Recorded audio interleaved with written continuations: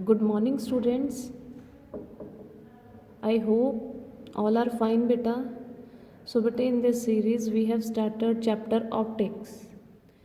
Very important questions from the chapter optics. So, this is lecture number 2. Today, we will discuss more important questions from the same chapter. So, let's start with first problem.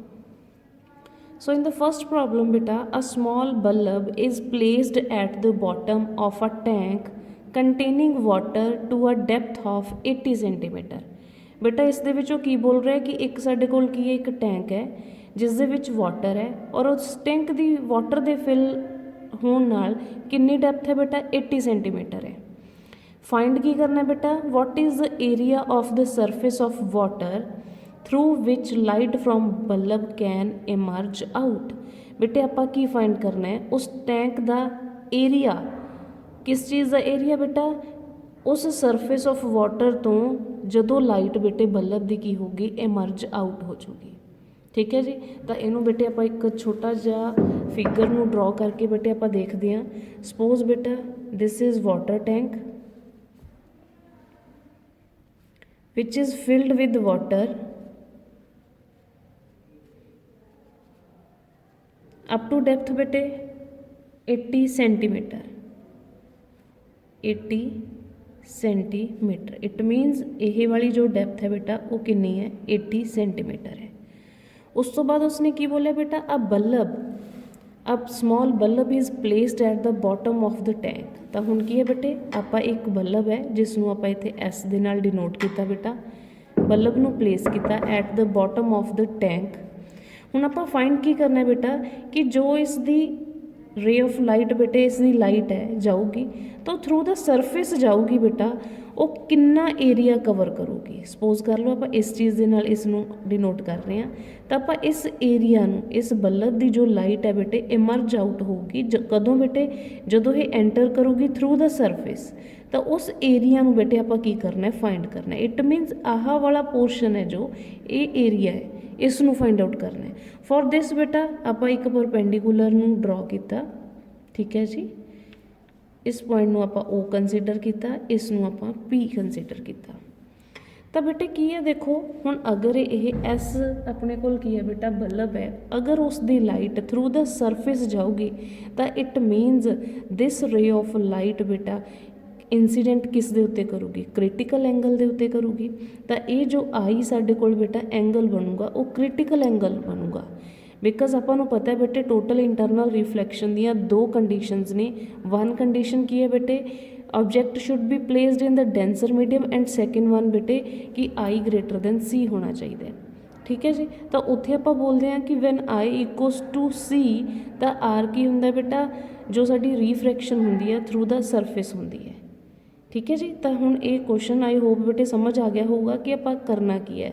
Bulb सीगा, उसकी light emerge out हो रही है बेटे through the surface हो रही है, तो वो कितना इमर्ज आउट होगी किन्ने एरिया दे विच उसनूं फाइंड आउट करना है।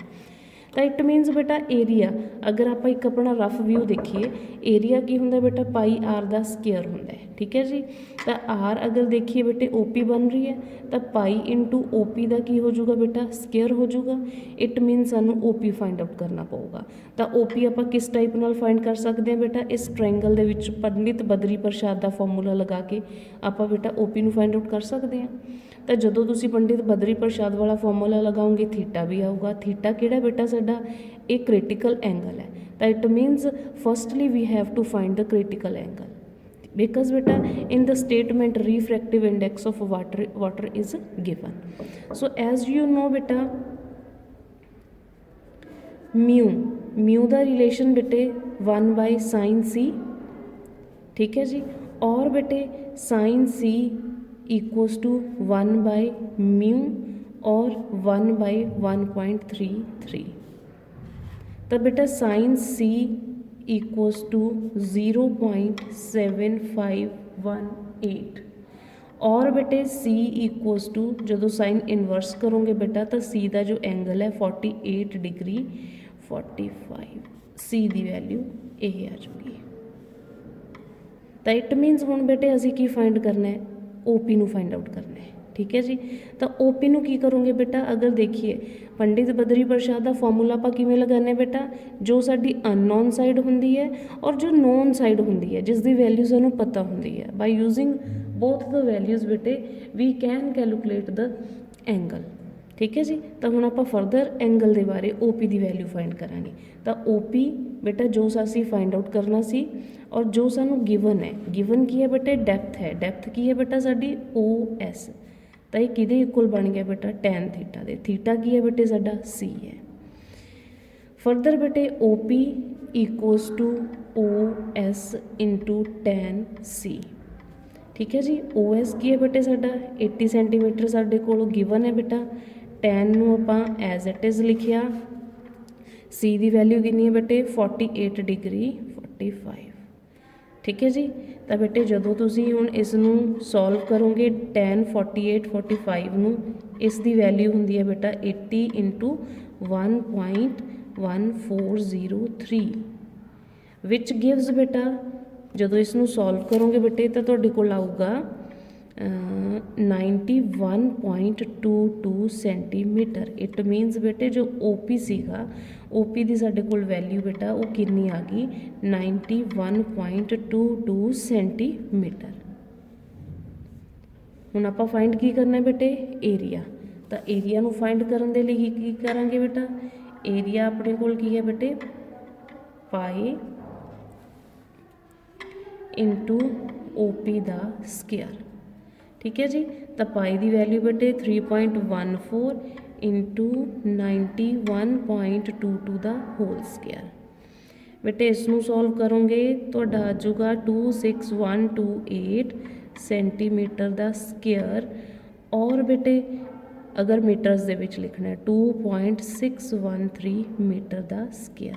तो एरिया बेटे जो साडा सीगा वो कितना आ गया 2.613 मीटर का स्केयर। एरिया ना बेटा इस करके आप सेंटीमीटर स्केयर नू मीटर स्केयर दे विच कन्वर्ट किया। आई होप बेटे तुहानू समझ आ गया होगा। नाउ बेटा next question, a convex lens is held in water. वो की बोल रहा बेटा, एक कन्वैक्स लेंस है जिसनू वाटर दे विच रखिया। कहंदा वॉट चेंज इफ एनी, कहंदा की चेंज होगा do you expect in focal length as compare to its value in air.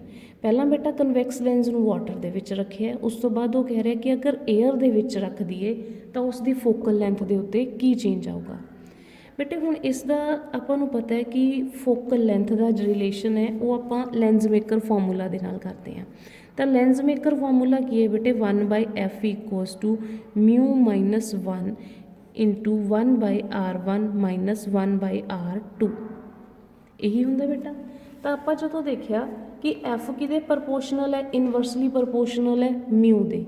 It मीनस आप दोनों मीडियम्स का म्यू की वैल्यू में आप बेटे चैक करांगे, जिसकी वैल्यू जो भी होगी उसके कोरसपोंडिंग उसका इनवर्सली रिलेशन है वो की है फाइंड कर लाँगे। हुण बेटे एक वाटर है और एक साडे कोल की है बेटे एयर है। तो वाटर का रिफ्रैक्टिव इंडैक्स की होंदा बेटा ज़्यादा होंदा है, एयर का की होंदा बेटे घट होंदा ये कंपैरेटिवली। अगर एयर का बेटा रिफ्रैक्टिव इंडैक्स घट है तो फोकल लेंथ दे इनवर्सली प्रपोर्शनल है। इट मीनस फोकल लेंथ की करूगी इनक्रीज करूगी। फोकल लेंथ की करूगी बेटा इनक्रीज होगी, इनक्रीज। तो इस टाइप के नाल बेटे आप फोकल लेंथ का जो रिलेशन सी वो फाइंड आउट कर लिया। हाँ जी बेटे नैक्सट क्वेश्चन सेम ही टाइप का बेटा, वेरी इंपॉर्टेंट क्वेश्चन है। Violet light is incident on a converging lens of a focal length F. वो की बोल रहा है बेटे, वायलेट लाइट है जिसने इंसीडेंट किया आप कन्वर्जिंग लेंस के उत्ते जिसकी फोकल लेंथ की है एफ है।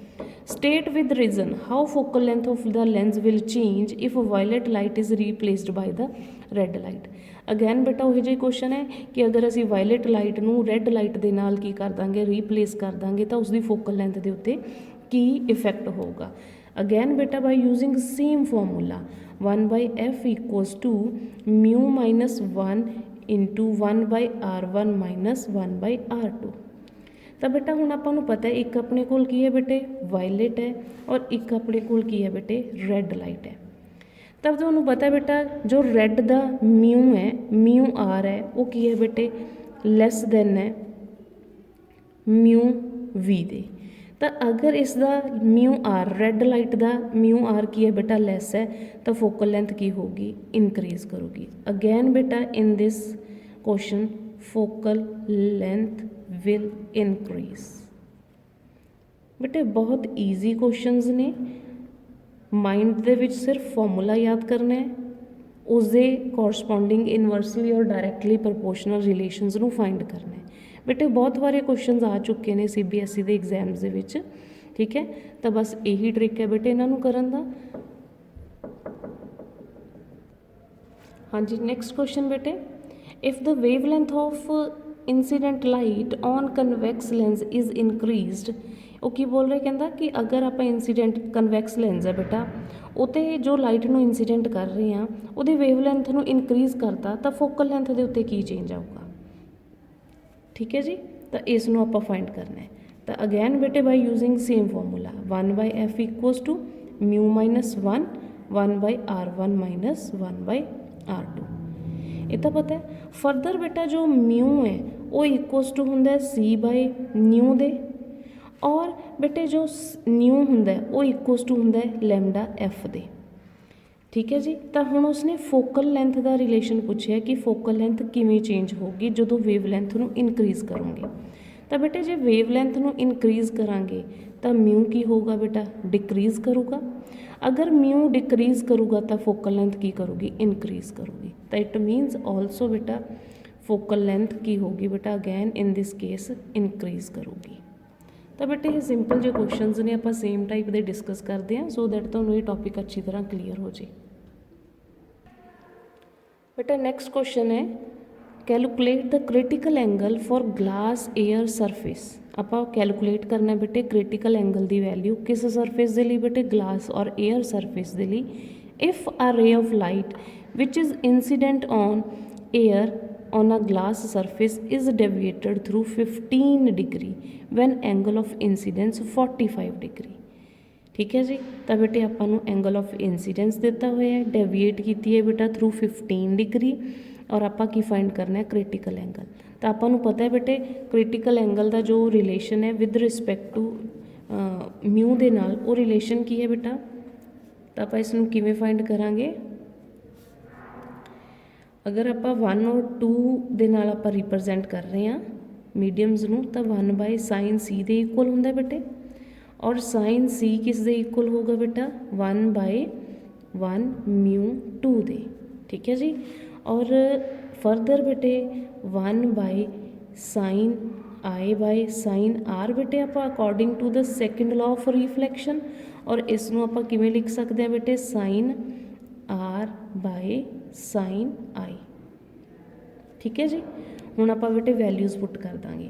ਤਾਂ ਆਪਣੇ ਕੋਲ ਕੀ ਹੈ ਬੇਟਾ, ਜੋ sin c ਹੈ ਉਹ ਕਿਸ ਦੇ ਇਕੁਅਲ ਆ ਜਾਊਗਾ, sin 30 degree sin 45 degree which is equals to 1/2 into √2/1 equals to